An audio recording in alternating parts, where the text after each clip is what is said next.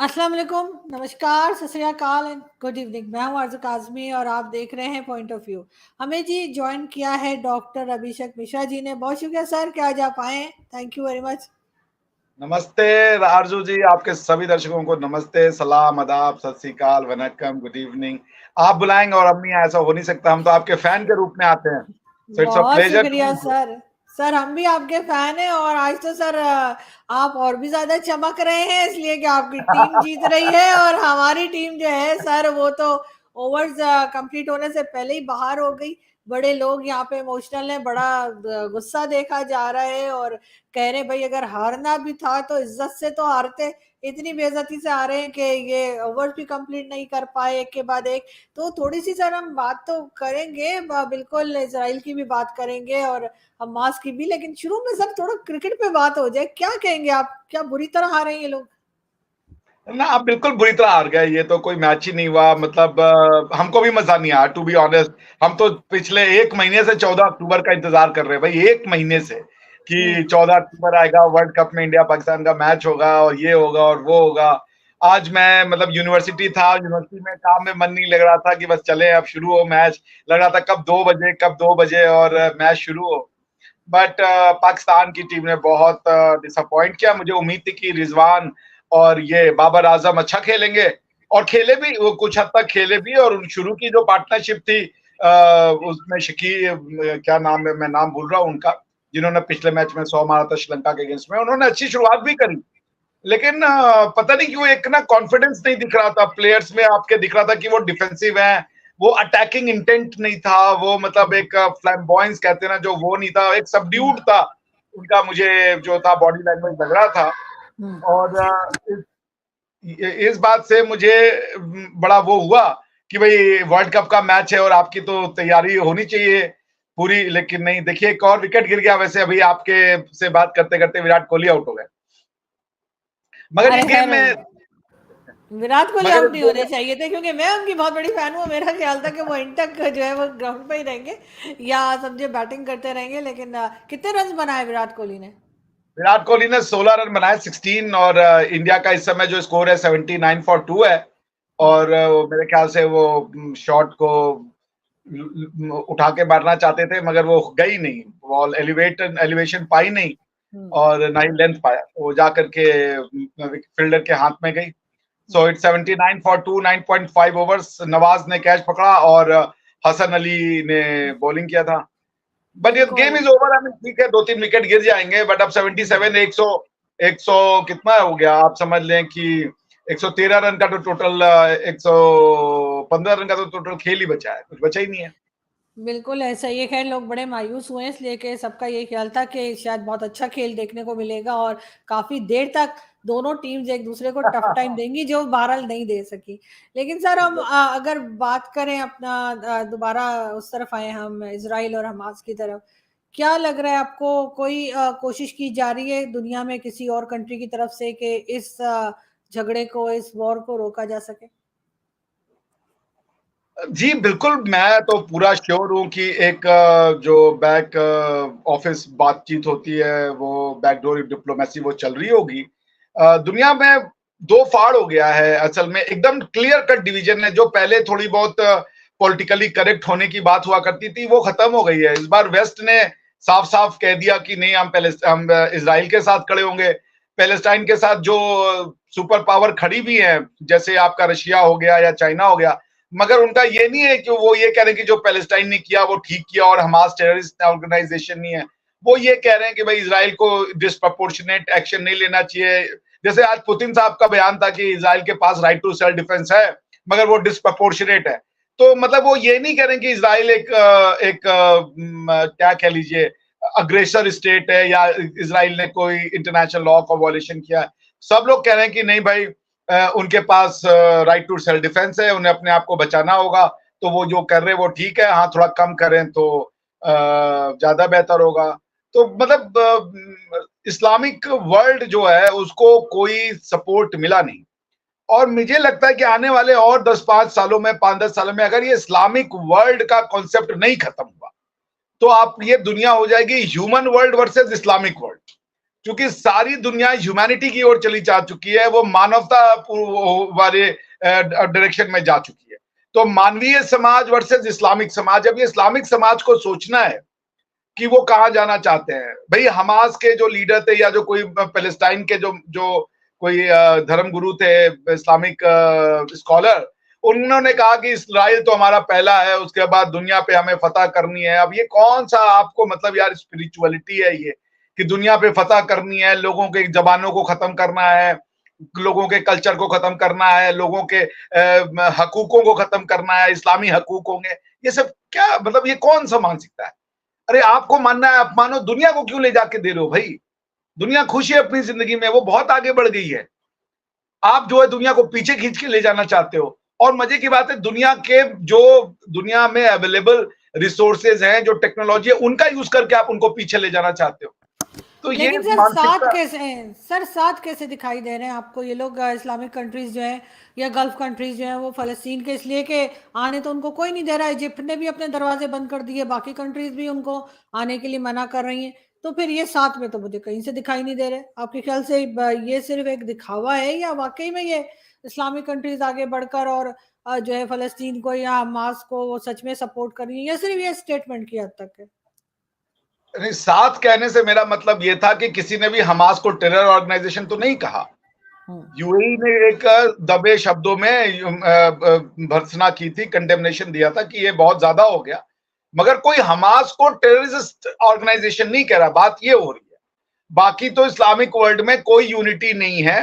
वो एक देखिए, एक अरेबिक जिसे कह लीजिए कल्चरल सुपीरियलिज्म को रिलीजियस का गार्ब पहना दिया गया है, और वो करना चाहते हैं, वो दुनिया पे अरबी कल्चर थोपना चाहते हैं in the garb of religion. भाई जिसको जो मानना है माने, लेकिन वो क्यों आपकी भाषा को माने, वो क्यों आपके लोकल लॉज को दुनिया का लॉज बनाना चाह रहे हो? जो भी लॉज आप लगाते हो वो सारे के सारे तो प्री इस्लामिक लॉज है यार, वो दुनिया का लॉ क्यों बनाना चाह रहे हो?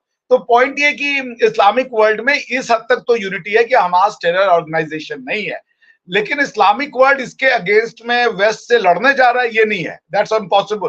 कोई लड़ने नहीं जा रहा, क्योंकि जो लड़ने के लिए तैयार खड़ा है वो है ईरान, वो भी indirectly through the instrumentality of Hezbollah. Hezbollah के इधर उधर बयान आ रहे हैं कि भाई आप कर ले, वरना तो देखिए ना, कल इन्होंने सीरिया पे बॉम्बिंग करी थी, और मेरे ख्याल से जॉर्डन के किसी एक एरिया पे बॉम्बिंग करी थी एयरपोर्ट पे। इसराइल ने क्या कर लिया? इस्लामिक उम्मा ने वो यलगार बोल दिया कि हम घुस के मारेंगे, किसी ने कुछ नहीं कहा। डिवीजन साफ है भाई, अफगानिस्तान पाकिस्तान का डिवीजन साफ है। आपका मैं आप ही के चैनल पे देख रहा था कि अफगानिस्तान ने मना कर दिया कि हम आपका हेल्प नहीं लेंगे। तो ये डिवीजन तो है ना, मगर ये एक ऑब्सेशन है कि अपने अंदर पहले खुद तो यूनाइट हो जाओ भाई, पहले खुद तो एक बन जाओ, फिर दुनिया को भी वो बनाने जाना जो तुम बनाना चाहते हो। आपका खुद का एक इस्लाम नहीं है, आपका एक अफगानी इस्लाम अलग है, आईएसआईएस का इस्लाम अलग है, अलकायदा का अलग है, लश्कर जांगवी का अलग है, हमास का अलग है, फतेह का अलग है, पीएलओ का अलग है, उसके बाद हिजबुल्ला का अलग है, उसके बाद हर किसी का अलग है भाई। पहले खुद तो एक हो जाओ, फिर दुनिया को एक करने जाओ ना। तो ये जो दुनिया इनके साथ नहीं है, हाँ वेस्ट के साथ, इसराइल के साथ वेस्ट खड़ा हो गया, और वेस्ट के साथ जो बाकी दुनिया थी वो खड़ी हो गई है।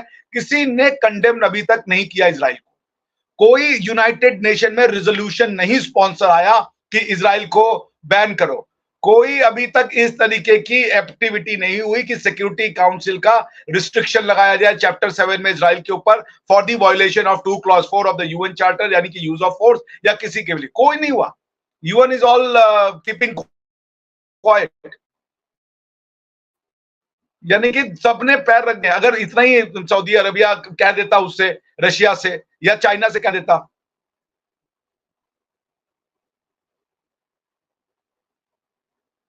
जी आपको मेरी आवाज आ रही है? बिल्कुल सही आपका। जी सर, बीच में फ्रीज हुआ था थोड़ी सी देर के लिए आपका मेरे ख्याल इंटरनेट नहीं। ठीक है सर, बिल्कुल आपकी बात समझ रही हूँ, लेकिन बात सर ये है कि चाहे जंग कहीं भी हो, वॉर किसी भी कंट्री के बीच में लड़ी जा रही हो, सब जितनी बाकी कंट्रीज हैं उनके ऊपर भी सर आपके ख्याल से कुछ ना कुछ असर पड़ेगा? क्योंकि इससे पहले भी यूक्रेन और रशियन वॉर को अभी तक लोग भुगत रहे हैं, और जब जब भी जंग हुई है, चाहे वो अफगानिस्तान की ही सही जो अमेरिका ने यहाँ पे लड़ी, लेकिन उसका असर तो पूरी दुनिया में पड़ा।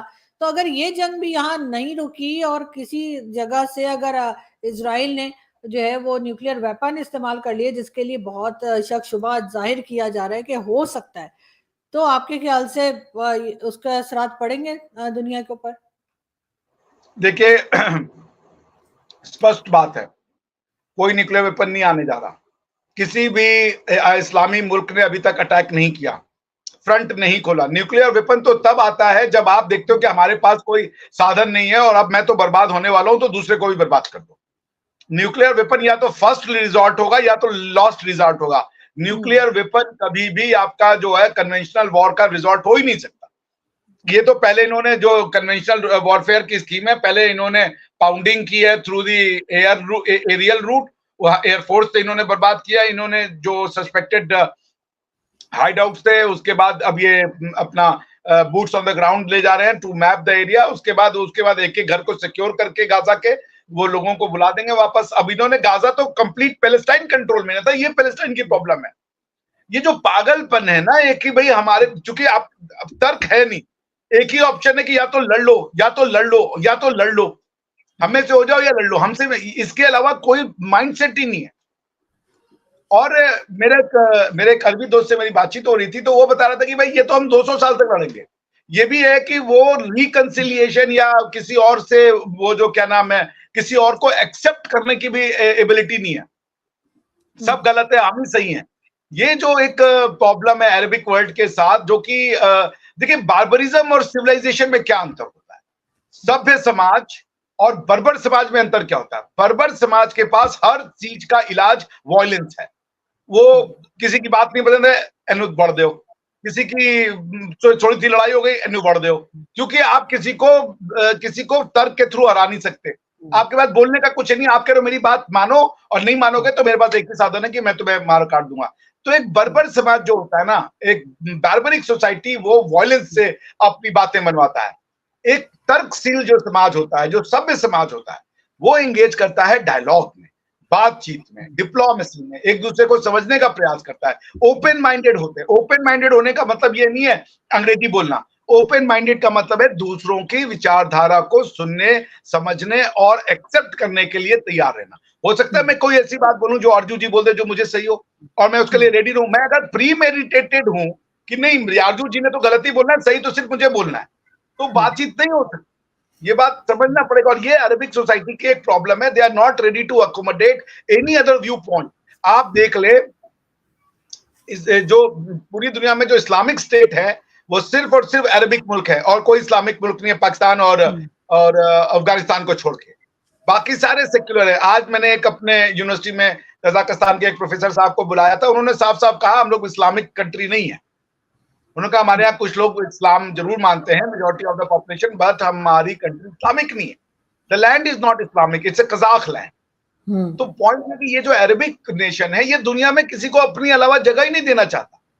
अब वो धीरे धीरे कुछ खोलने की कोशिश करते हैं, तो ये पैलेस्टाइन और हमास जैसे लोग ये हरकत कर देते हैं। अब आप बताइए, अगर आपकी लड़ाई है भी, क्या यूरोपियंस की जमीन नहीं गई है? तुर्की यूरोप की जमीन पे बना हुआ है। क्या इंडिया की जमीन नहीं गई है? क्या हिंदू लैंड का नुकसान नहीं हुआ है?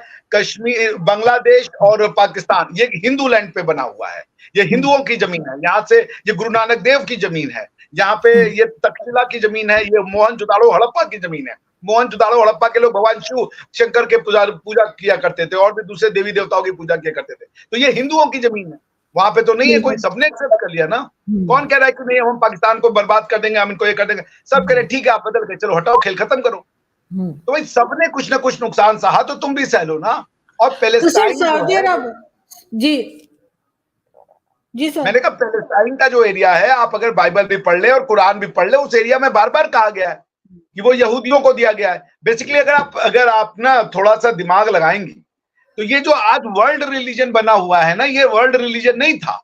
अगर आप अब्राहम का, जो प्रॉफिट अब्राहम थे, उनका भी आप वो पढ़ ले, क्या नाम है, जो गॉस्पल है, उसमें उनको ये कहा गया है भगवान के द्वारा कि भाई ये जो है हमने तुम्हारे बच्चों को दिया है, हम तुम्हारे ग्रुप के भगवान होंगे। तो ये जो अब्राहमिक फेथ का भगवान है, बेसिकली कुल देवता थे, जिसको इन्होंने ये अब चाहते हैं कि वो दुनिया का भगवान बन जाए। वो दिक्कत ये है, अगर आप जाके कुछ नहीं तो खाली बाइबल ही पढ़ ले, अगर आप बाइबल को भी पढ़ेंगे ना तो आपको वहां पे अगर आप बोलेंगी तो मैं पढ़ देता हूँ आपको, सुनिए बाइबल के कुछ phrases. God promised Abraham, I will give you unto thee and to thy seed after thee the land wherein thou art a stranger, all the land of Canaan for an everlasting possession, and I will be their God. इसका क्या मतलब है? Abraham को भगवान ये कह रहे हैं कि मैं तुम्हारे और तुम्हारी सीड यानी तुमसे उत्पत्ति होने वाले बच्चों का ये मैं जमीन देता हूं जिसको आप पैलेस्टाइन कह रही हैं, और मैं उन तुमसे उत्पन्न हुए सारे जो बच्चे होंगे मैं उनका भगवान होऊंगा। अब्राहम का भगवान, जो अब्राहमिक फेथ का भगवान था वो अब्राहमिक फेथ का भगवान था। इन्होंने तलवार के थ्रू उसको दुनिया का भगवान बना दिया एट द बेस्ट, जो मेरी अंडरस्टैंडिंग है और I am very clear about that. It was a कुल देवता। अब आप वो कुल देवता जो है वो दुनिया का देवता बन गया, दैट्स अ बिग प्रॉब्लम।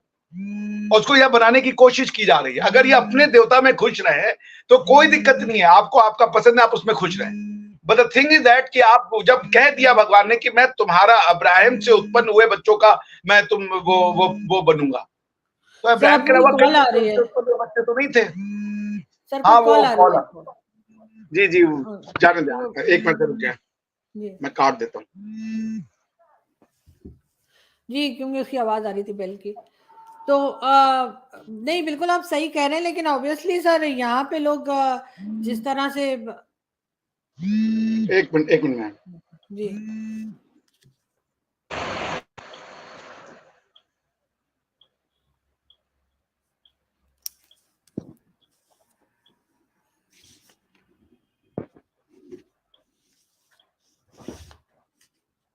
जी शुरू करें। सही सर, मैं आपसे यही कह रही थी कि सऊदी अरब ने भी एक कुछ टाइम पहले ही अनाउंस किया था कि बल्कि उन्होंने मोहम्मद बिन सलमान ने कि हम तो जो है वो 5 साल में यूरोप बना देंगे सऊदी अरब को। साथ ही साथ इजराइल के साथ भी अपने टर्म्स जो है वो ठीक करने और बातचीत के लिए तैयार थे। मोहम्मद बिन सलमान ने ये भी एक इंटरव्यू में बात की थी। बहुत से लोग ये भी कहते हैं कि ये जो हमास का अटैक है वो सऊदी अरब को रोकने के लिए भी है। तो क्या आप इस बात से एग्री करते हैं? कौन किससे लड़ रहा है? मोनोथीज्म से लड़ रहा है। बिना मूसा के, बिना हजरत मूसा के हजरत मोहम्मद नहीं पॉसिबल हैं। दोनों ही एक दूसरे से लड़ रहे हैं। मोनोथीज्म क्या कुफार से लड़ रहा है? मोनोथीज्म बर्दाश्त करने को नहीं तैयार है। एक खुदा को मानने वाले को बर्दाश्त तैयार नहीं है। दोनों कह रहे हैं हम दूसरे को मिटा के रहेंगे। तो ये मोनोथीज्म की प्रॉब्लम है ना, कौन किससे लड़ रहा है। अब ये जहां तक बात है सऊदी अरेबिया या इनकी जब तक ये अपने आप को सेक्युलराइज नहीं करेंगे कोई एक फॉर्मेट नहीं, बिकॉज कि उसमें जो लोग जो लिटरलिस्ट हैं, जो फंडामेंटलिस्ट है, फंडामेंटल का मतलब जो बेसिक कुरान को अप्लाई करना चाहते हैं, उनका बात सच है कि वो दुनिया को ले जाना चाहते हैं, दुनिया पे जाना चाहते हैं वो। तो पॉइंट ये है कि आप समाज के साथ चले, इस्लामिक उम्मा से आप ह्यूमन उम्मा बनाए भाई, उम्मा मानवों का बनाए, इंसानों का उम्मा बनाए। जब तक आप ये इस्लामी उम्मा का चूरन चलेगा, दुनिया में हर जगह ये प्रॉब्लम होगी कि लोग वहां पे एडजस्ट ही नहीं करेंगे। आप अरेबिक कल्चर को रिलीजन के नाम पे दुनिया का रिलीजन बनाने पे तुले हुए हो, नहीं हो सकता ऐसा। तो पॉइंट है कि अब ये जो 2-3 लीडर हैं, मोहम्मद बिन सलमान और अल नाहयान टाइप के लोग, जो अच्छे लोग हैं, मैं इनका बहुत सम्मान करता हूं, मगर इनकी दिक्कत ये है कि यहाँ ये जिन लोगों से घिरे हुए हैं वो बड़े ही रिग्रेसिव लोग हैं। इनका समाज प्रोग्रेसिव नहीं है, ये तो प्रोग्रेसिव हो गए हैं क्योंकि समाज को इन्होंने इतना क्लोज करके रखा। यूएई तो फिर भी दुनिया में इधर उधर के लोग आते हैं तो देखता है। पॉइंट ये है कि आप अगर समाज को नहीं खोलेंगे तो राजा के खुलने से कुछ नहीं होगा। राजा बहुत बड़े दिमाग का भी हो, लेकिन समाज नहीं हो तो राजा कुछ नहीं कर पाएगा। The Islamic world needs awakening. The Islamic world needs to be human world. The Islamic world needs to be Renaissance. उनको पुनर्जागरण करना होगा। आपको रिलीजन कोई छोड़ने को नहीं कह रहा, मगर रिलीजन को स्पिरिचुअल कंटेंट बनाइए, रिलीजन को पॉलिटिकल कंटेंट मत बनाइए। आप कह रहे हो कि हम दुनिया पे अपना रिलीजन को ले जाएंगे और दुनिया के सारे लोगों को अपने अंदर सबड्यू करेंगे, वो हमारे नीचे रहेंगे। ये पॉलिटिक्स है या ये रिलीजन है? ये तो पॉलिटिकल बातें हुई ना। रिलीजन का मतलब होता है कि मेरे दिमाग में कुछ प्रॉब्लम है, मैं बहुत परेशान हूँ, मुझे चीजें नहीं मिल रही, तो मैं भगवान की, अल्लाह की शरण में जाके मंदिर में, मस्जिद में आप कह रहे हो अल्लाह मेरी मदद करो, मुझे हौसला दो, मैं तुम्हारी ये करना चाहता हूँ, ये है। लेकिन अगर आप पॉलिटिकल टूल को कह रहे हो कि नहीं मेरा काम तो ये कि मुझे दुनिया जीतनी है, तो कैसे होगा फिर? तो पॉइंट ये है कि आपको ना थ्योरी में जाना पड़ेगा। सतही बातें करने से, ट्रांजैक्शनल बातें करने से प्रॉब्लम नहीं ठीक होंगी। तो इस्लामिक सर वही तो बात है ना सर, ये जितने ये मुल्ला माफिया हमारे यहाँ बैठे हैं और बाकी जगह पे जो ये चूरन रिलीजन का बेच रहे हैं, इनकी तो सर दुकानें इसी से चलती हैं, इन्हें कौन रोकेगा? ये तो बहुत स्ट्रांग हो गए हैं पिछले 40-50 साल में। जो ये यहाँ पे इवन पाकिस्तान में भी यही कहा जाता है कि भुट्टो के जमाने में ऐसा नहीं था, लेकिन ज़िया-उल-हक के आने के बाद से और भुट्टो के जाने के कुछ टाइम पहले से जो है यही चूरन पाकिस्तान में चल रहा है, और अब ये इतने स्ट्रांग हो गए हैं कि इनको रोकने वाला कोई नहीं है। आप किसी भी साधारण क्लास 5th ईयर के बच्चे को, जिसको कॉन्स्टिट्यूशन का मतलब पता है, अपना कॉन्स्टिट्यूशन पढ़ने को दे दीजिए, तो वो कॉन्स्टिट्यूशन मुल्ला माफिया या जो ये हजरात है इनको ही स्ट्रांग करेगा। आपका कॉन्स्टिट्यूशन पॉलिटिशियंस को स्ट्रांग नहीं करता, क्योंकि आपके पार्लियामेंट के पास पावर नाम की चीज ही नहीं है। आपके पार्लियामेंट को जो भी लॉ बनाने हैं वो इस्लामिक दायरे के अंदर में बनाने हैं, और आपके कॉन्स्टिट्यूशन के अनुसार से पार्लियामेंट के द्वारा बनाए गए लॉ को कोई एक इस्लामिक काउंसिल है जो रिव्यू करेगी। अगर वो कहेगी कि ये इस्लामिक लॉ है तो वो लॉ बनेगा, अगर वो कह दिए कि ये लॉ नहीं है तो वो लॉ भी नहीं बनेगा। तो कौन स्ट्रांग है? पावर किसके पास है? मैं लॉ बनाने वाला हूं, मेरे पास ये पावर होती कि मैं आपका पावर ले लूं, उल्टा आपके पास ये पावर है कि मेरी पावर ले लो। तो ये सामाजिक समस्या नहीं है आपकी, ये जो जिन शक्तियों को आप कह रही कि वो स्ट्रांग हुए हैं, ये आपकी जो कॉन्स्टिट्यूशनल समस्या है, ये आईनी समस्या है। आपका समाज का निर्माण, जिस समाज में जो बीज आप डाल रही हैं वो बीज से यही फल पौधा निकलेगा। और आप, दिक्कत ये है कि फल में देख रही है कि यार ये फल में प्रॉब्लम है, फलों में प्रॉब्लम नहीं है, बीज में ढांकिए आप। बिल्कुल ऐसा ही है। लेकिन सर उम्मीद करते हैं कि कुछ ना कुछ बेहतर हो जाए, इस्लामिक वर्ल्ड के लिए भी, ये लोग भी कुछ समझदार हो जाएं और ये सब कुछ करना छोड़ दें, और बाकी जो है इनकी जो चल रही है इजराइल और फलस्तीन के बीच में, उधर भी अमन हो जाए और कोई ना कोई ऐसा सोल्यूशन उसका निकल आए जिससे हम दोबारा ये नुकसान होते हुए इंसानी जानों का ना देखें। Thank you so much sir कि आपने ज्वाइन किया। जी जी थैंक यू। मैं बस ये कहूंगा सोल्यूशन तभी होगी जब, जैसे मैं एक बार फकर भाई के शो में था, तो एक महिला थी, वो बोली थी चलिए मिल के टेररिज्म से लड़ते हैं। टेररिज्म का तो वैसे 2-3 पॉलिटिकल कॉज है। एक कॉज तो उसमें से यही है कि एक रिलीजन दूसरे को बर्दाश्त ही नहीं करता। बुरहान वानी को जब उनसे पूछे, वो टेररिस्ट मानने को तैयार है, वो मिल के लड़े टेररिज्म अमेरिका के साथ। तो जो उस वॉर ऑन टेरर का जो पोस्टर बॉय था, उसको अपने घर में रखे हुए थे, कह रहे हैं वॉर ऑन टेरर लड़ रहे हैं। तो पॉइंट ये कि ये जो डुप्लिसिटी है ना, ये तब तक नहीं जाएगी आरजू। आपको ये समझना पड़ेगा, जब तक आज आपके चीफ जस्टिस साहब का बयान आया, वो कोई उनके पास वकील साहब गए, उन्होंने किसी इंडियन केस को कोट कर दिया, चीफ जस्टिस साहब नाराज हो गए। उन्होंने कहा यार तुम इंडिया से क्यों सीख रहे हो, इस्लाम में जाओ, इस्लामिक लॉ में देखो इस्लाम में क्या है। तो आप अगर कॉन्स्टिट्यूशन इस्लाम और कुरान है आपका, तो फिर चीफ जस्टिस साहब में और मौलवी साहब में और मुफ्ती साहब में क्या अंतर है? कोई अंतर नहीं है। काजी साहब भी तो कुरान की रोशनी में ही डिसीजन देते हैं, वही काम तो चीफ जस्टिस साहब भी कर रहे हैं। तो क्या अंतर है? अंतर है खाली कि एक का नाम काजी है, एक का नाम चीफ जस्टिस साहब है। तो आप, मैं वही कहूंगा आरजू जी कि एक ही तरीका है, go to the path of west. आपके यहाँ पे जॉन लॉक पैदा होने की जरूरत है। आपके यहाँ पे लोग क्या कह रहे हैं, वो हमारे में कमियां बता रहे हैं। अपनी कमी बताने से पहले 4 गाली हमको वो सुनाएंगे, हिंदुत्व राइज हो रहा है, हिंदुत्व बड़ा खटिया है, हिंदुत्व में। अब हम अपने पे आते हैं। अरे भाई पढ़ तो लो। एक तो ये दिक्कत है कि जो आपने एक्सेप्ट किया है उसके वो सेल्फ सस्टेनेबल थ्योरी नहीं है। उस थ्योरी के जैसे 2 तरह के पेड़ होते हैं। एक वो पेड़ होता है जो अपना जड़ खुद से बनाता है और वट वृक्ष बन जाता है। कुछ ऐसे पेड़ होते हैं वो अपनी, उनकी कोई वो नहीं है, उनको दूसरे का सहारा चाहिए बनने के लिए। बिल्कुल। तो आपकी जो थ्योरी है वो सेल्फ सस्टेनेबल थ्योरी नहीं है। उसमें पहले हमको विलेन दिखाना है आपको, और उसके बाद आपको थ्योरी में जाके थोड़ी बहुत बतानी है। आपके जो इंटेलेक्चुअल है वो भी यही कर रहे हैं, बिना पढ़े पूरे हिंदुत्व सब चीज की जड़ है। तो भाई ठीक है, आप जब ये आपके स्कॉलर्स कर रहे हैं, नहीं बिल्कुल सर, और आजकल तो पढ़ना बड़ा आसान है क्योंकि इंटरनेट पे मौजूद है, वहां जाकर पढ़ ले। मैंने खुद भी पढ़ा है, मुझे मेरे दोस्तों ने बताया था तो मैंने वहां गूगल करके और वो पूरी डिटेल्स पढ़ी है, और उन्होंने मुझे समझाया भी और मैंने उसको पढ़ा भी, तो उसमें कोई हर्ज नहीं है कि अगर वो पढ़ के और समझ के फिर उसके बाद बात करें। लेकिन अनफॉर्चुनेटली यहाँ पर ऐसा होता नहीं है, हम कुछ भी इस्लाम सीखने को तैयार नहीं है। हिंदुत्व के साथ इस्लाम तो कोएग्जिस्ट कर सकता है, हम्म। क्योंकि हिंदुत्व कहता है सबको सब मुबारक। हम्म। हम्म। अगर आप हिंदू हैं तो आप मुसलमान के साथ रह सकते हैं, और प्रश्न ये है कि अगर आप मुसलमान हैं तो क्या आप हिंदू के साथ रह सकते हैं? क्या आप कुफार के साथ रह सकते हैं? तो पहले पढ़ती लीजिए थ्योरी में। आप उसको, आपको कोई नहीं कह रहा कि भैया रिलीजन को त्याग दो, आपको इतना ही कहा जा रहा है रिलीजन में से पॉलिटिक्स को त्यागो। जो बिल्कुल। पॉलिटिकल एस्पेक्ट है यही किया है यूरोप में, उसको त्यागो। उसके बाद जाकर के दूसरों में कमियां निकालो, उसकी उसकी जो है क्वालिटेटिव स्टडी करो। वो हजारों साल से है, भारत नहीं टूटा, भारत जुड़ा रहा।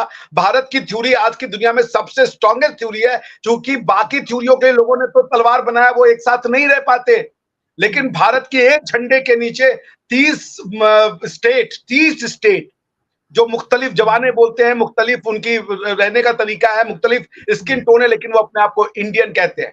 डिस्पाइट ये कि 700 साल से इस थ्योरी के ऊपर अटैक किया गया। दुनिया की सबसे स्ट्रॉन्ग सीमेंट अगर कोई है तो वो थ्योरी ऑफ इंडियननेस है, वो थ्योरी ऑफ वैदिक एग्जिस्टेंस है, वो थ्योरी ऑफ इंडियन सिविलाइजेशन है, जिसको कोई तोड़ नहीं पाया। आप उर्दू को आपने अपनी भाषा बनाई, उर्दू को कोई एक्सेप्ट नहीं किया। हमारे यहाँ हिंदी को लेकर के गालियां पड़ती हैं, लेकिन बंगाली भी हिंदी बोलते हैं, तमिल भी हिंदी बोलते हैं। वो भले कहेंगे तो हम पे थोप रहे हो, थोड़े बहुत 4-5 लोग सर नाराज हो गए उर्दू आपको। तो सर उर्दू तो खुद मिक्सचर है डिफरेंट लैंग्वेजेस का, जिसमें हिंदी भी शामिल है, संस्कृत भी शामिल है, अरेबिक भी मेरे शामिल है, कहने का कोई ये अलग मतलब था, लैंग्वेज भी। मेरे कहने का मतलब था कि उर्दू को आपने यूनिफाइंग फैक्टर बनाया ना, उर्दू को आपने लैंग्वेज ऑफ इस्लाम बना दिया। हम्म। आप वो लैंग्वेज ऑफ इस्लाम, तो लैंग्वेज ऑफ इंडिया तो अगर हिंदू को हिंदी को या संस्कृत को बनाओ, लोग एक्सेप्ट कर लिए। ऐसा नहीं कि नहीं होता है, डिस्प्यूट होता है, लोग कहते हैं हम पे हिंदी थोपी जा रही है, लेकिन ऐसा कुछ नहीं कि उनको बड़ा प्रॉब्लम है, क्योंकि उसी में से कई लोग हिंदी भी बोल रहे हैं, वो भी बोल रहे हैं। वो एक पॉलिटिकल नैरेटिव चलता रहेगा कि ये हो रहा है, कभी कर्नाटक में इधर कोई जाके हिंदी को पोत देगा, वो ठीक है, वो हमारे 1 करोड़ 1 अरब 50 करोड़ लोग हैं, कुछ ना कुछ होगा। लेकिन थ्योरी की दम देखिए, कन्नड़ भी कहता है इंडियन, तमिल भी कहता है इंडियन, बंगाली कहता है इंडियन, उड़िया कहता है इंडियन, राजस्थानी कहता है इंडियन, हरियाणवी कहता है इंडियन, पंजाबी कहता है इंडियन, कश्मीरी कहता है इंडियन। ये है थ्योरी। अरे सर, ये तो आप बात कर रहे हैं भारत की, जहाँ पे बैठ के लोग एक दूसरे को ये कहते हैं। आप यहाँ पूछिए, जो लोग आए थे 1947 के बाद, पार्टीशन के बाद यहाँ पर आए हैं, उनकी जैसे कि मैं हूँ, मैं किसी से यहाँ पंजाब सेक्टर में या पंजाब प्रोविंस में किसी से बात करूं, तो वो मुझसे सबसे पहला सवाल ये करते हैं, क्या हिंदुस्तानी हो? क्योंकि वो जो एक्सेंट है मेरी उसकी वजह से वो मुझे खट करके पकड़ लेते हैं कि ये यकीनन कोई उर्दू स्पीकिंग है या ये इंडिया से आए हैं। अभी तक वहां से जो भारत से लोग आए थे मुहाजिर कहलाते हैं, अभी तक उनको हिंदुस्तानी कहा जाता है। और पूछते हैं लोग, बाकायदा पूछते हैं, अभी भी मुझसे पूछते हैं, ये नहीं कि मैं आपको कोई पुरानी बात बता रही हूँ, आजकल भी पूछते हैं। अगर कोई फर्स्ट टाइम मुझसे मिलेगा और उसकी जुबान पंजाबी, सिंधी या कोई दूसरी लैंग्वेज होगी, वो मेरी उर्दू या मेरी हिंदी सुन के ये पूछेगा कि क्या आप हिंदुस्तानी है? और मुझे हाँ करनी होती है, मैं ना नहीं कर सकती, मैं हाँ, खत्म हो गई। जब छोटी थी मुझे समझ में नहीं आता था कि लोग क्यों पूछते हैं और ऐसा क्या होता है, क्योंकि घर में भी कोई बात नहीं होती थी, पेरेंट्स ने भी कुछ नहीं बताया था, तो मुझे हाँ जरूर कर देती थी सबको कि हाँ है। अब जाके समझ में आया कि क्या चक्कर है। तो सर वहाँ क्या, यहाँ भी यही हाल है, लेकिन अब बहरहाल दुख की बात यह कि एक हिंदुस्तानी दूसरे हिंदुस्तानी से बोला तुम हिंदुस्तानी हो, ये सबसे दुख की बात है। पाकिस्तान में है सब बिल्कुल। हिंदुस्तानी। अगर यार तक्षशिला की धरती पे हिंदुस्तान नहीं होगा, मोहनजोदाड़ो और हड़प्पा में हिंदुस्तान नहीं होगा, भगवान राम के शहर लाहौर में हिंदुस्तान नहीं होगा, तो फिर हिंदुस्तान कहाँ होगा? कराची सिंध में, पंजाब सिंध गुजरात मराठा, द्राविड़ उत्कल बंगा। तो यार ये तो अब एक हिंदुस्तानी का, इसलिए कि हमारा रिलीजन अलग है। सोचें जरा। सारे जहनियत का अंदाजा लगाइए कि मैंने अपना नाम उर्दू में भी लिखा है, इंग्लिश में भी लिखा है, हिंदी में भी लिखा है। इंग्लिश पे किसी को एतराज नहीं, कोई ये नहीं कहता कि ये कोई इंग्लैंड की है या अमेरिका की है कि वहां चली जाए, नहीं। 2-3 दिन पहले मुझे किसी ने लिखा कि भाई इसने नाम हिंदी में क्यों लिखा है? इसको बोलो फिर इंडिया चली जाए। तो मैंने कहा भाई मुझे कहीं यूरोप में भी तो भेज दो, उनसे इसलिए ये मैं तो इंग्लिश में भी पूछिए लिखा हुआ है। आरजू जी कि क्या मुसलमान होने के लिए हिंदी से नफरत जरूरी है? हाँ, ऐसा ही उनसे है। ये पूछिए कि क्या ये कहा गया है किसी भगवान के द्वारा कि भाई तुम्हें अगर मुसलमान बनना है तो अपनी हिंदी और संस्कृत और बंगाली और तमिल और तेलुगु से नफरत करना जरूरी है? ये क्यों है? बिल्कुल। अब ये कौन सा भगवान ये कह रहा है कि तुम एक भाषा से नफरत करो? ये कौन सा माइंडसेट है? मैं कहता हूं उर्दू मेरी भी, मुझे उर्दू से बहुत प्यार है, मुझे अरबी से भी प्यार है। खूबसूरत जबानें हैं, इंसानों की जबानें हैं। मैं सऊदी अरेबिया में जाता हूं या मैं इजराइल में गया था, जितने मुझसे अरबी फ्रेंड मिलते थे या वो गुजरात जो यहूदी फ्रेंड होते थे, मैं उनको शलोम कहता था, मैं उनको अस्सलाम वालेकुम व रहमत व बरकातू कहता था, क्योंकि है वो उनकी जबान। सर मुझे मेरे प्राउड घर है अरबी से। में मेरे पेरेंट्स दोनों ही, मतलब मदर मेरी सभी को मालूम है दिल्ली से आई थी, फादर मेरे प्रयागराज या इलाहाबाद जो होता था वहां से आए थे। तो मेरे घर में तो सर 60% हिंदी वर्ड्स यूज होते थे। इसी वजह से जब मैं इंडियन टीवी पे गई थी फर्स्ट टाइम शो करने, तो वहां पे बाकी पैनलिस्ट की तरह मुझे उनके क्वेश्चंस या कुछ समझने में मुश्किल नहीं होती थी जो कि इन लोगों को होती थी। लेकिन ये जरूर है। अच्छा, मैच चल रहा है अभी तक? भारत के होम मिनिस्टर साहब मैच देखने आए हैं। नहीं, ये अच्छा हो गया क्योंकि आप लोग जीतने लगे ना, इसलिए। लेकिन मैं आपको यही बता रही थी, इसलिए मुझे हिंदी तो घर में बोली जाती है, मुझे कोई टेंशन नहीं होती समझने में, लेकिन बहरहाल हमारे यहाँ लोगों को पूरा ये बात पाकिस्तान हजम हिंदी करने में बोलता मुश्किल है होती और है। बोलता है उसको उर्दू है। पाकिस्तान की तो ये गफलत है ना, बोलता है हिंदी है, कहता है उर्दू है। बिल्कुल ऐसा ही है, बिल्कुल अरे ऐसा ही यार, सर। मतलब खुदा का लेकिन सर खौफ पता करो। नहीं सर कब सुधरेंगे मालूम नहीं, लेकिन उम्मीद रखनी चाहिए। Thank you so much Ataturk sir. से सीख ले, जी। ये मैं इनके हाथ जोड़ रहा हूं। आप अतातुर्क से सीखो। जब ओटोमन अंपायर गिर गया तो अतातुर्क ने कहा कि चूंकि हम यूरोप की धरती पे रहते हैं, हम यूरोपियन भाषा को एक्सेप्ट करेंगे। उसने तुर्की सर लिखने के लिए जो जबान यूज की वो अरबी नहीं यूज की, अलिफ बे ते से नहीं यूज किया, एबीसीडी यूज किया। आज सर मैं तुर्की अता एबीसीडी में लिखी जाती है। सर मैं अतातुर्क की बहुत बड़ी फैन हूँ, लेकिन उसकी वजह उसकी जबान नहीं है, उसका एक एक्ट है जो उसने किया था। और आई डोंट नो, आपको मालूम होगा यकीनन, वो जो उसने हज पे भेजा था सारे मुल्ला जमा करके, तो वो उसके ऊपर परवेज मुशर्रफ ने कह दिया था कि अतातुर्क जो है वो हीरो है, तो लोग पीछे पड़ गए थे। लेकिन मुझे अतातुर्क का वो बात बहुत पसंद है, इसलिए मैं उनकी बहुत फैन हूँ। Thank you so much sir कि आपने ज्वाइन किया। Thank you. Thank you. Bye bye. Bye bye.